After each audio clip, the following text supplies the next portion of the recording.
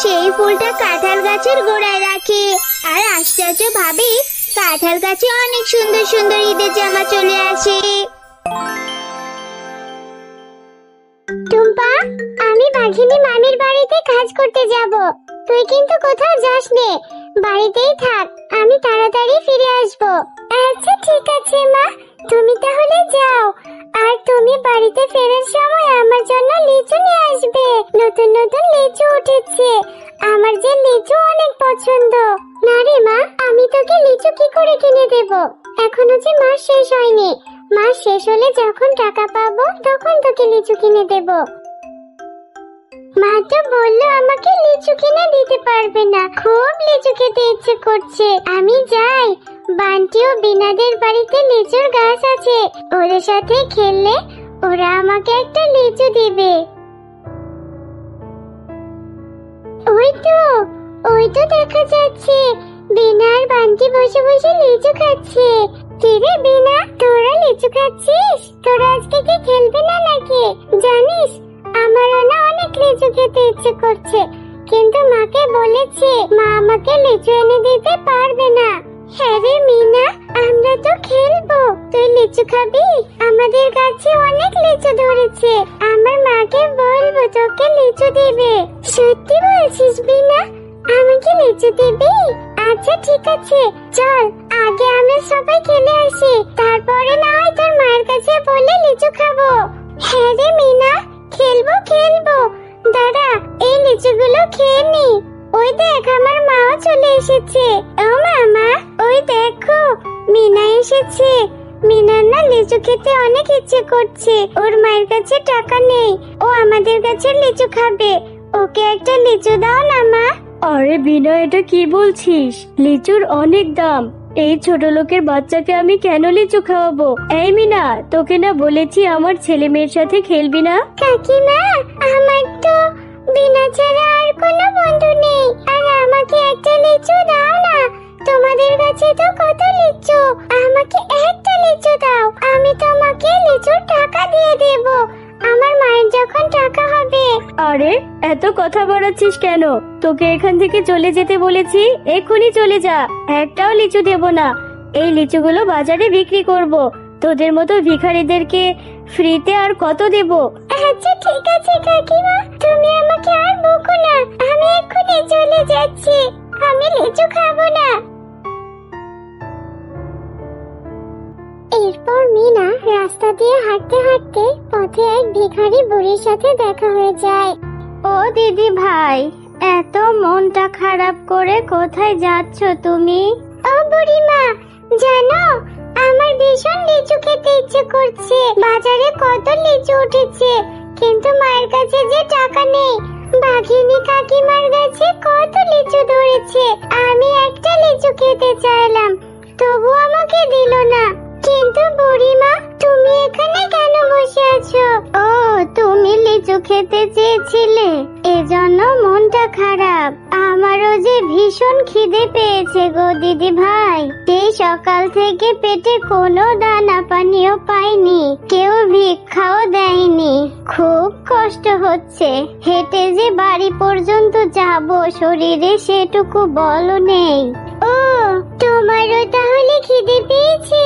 তাহলে তুমি আমার সাথে আমাদের বাড়িতে চলো, আমার মা সকালে অনেক ভাত রান্না করেছে, আমি তোমাকে ভাত খেতে দেব। দিদি ভাই, তোমার মা কোথায় গেছে? তোমার মাকে যে দেখছি না। তুমি বাচ্চা মানুষ, আমাকে খেতে দিলে তোমার মা তোমাকে বকবে যে।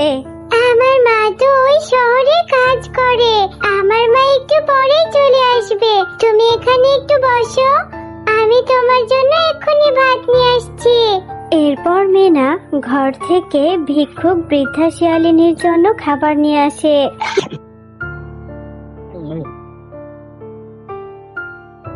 দিদি ভাই, পেটটা ভরে ভাত খেয়েছি, এই যে আমার থলেতেই বীজটা ছিল, প্লেটের উপরে এই বীজটা রেখে গেলাম, এটা তুমি মাটিতে রোপণ করো, এই বীজ থেকে তুমি লিচু গাছ পাবে, সেই লিচু গাছে অনেক লিচু ধরবে।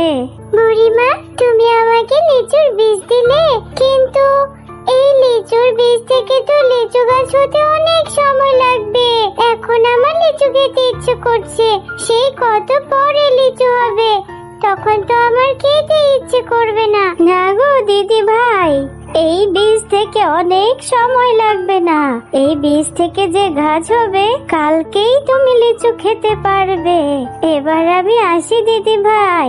এরপর মিনা ভিক্ষুক বুড়িমায়ের দেওয়া বীজটি তাদের উঠোনে পুঁতে রাখে।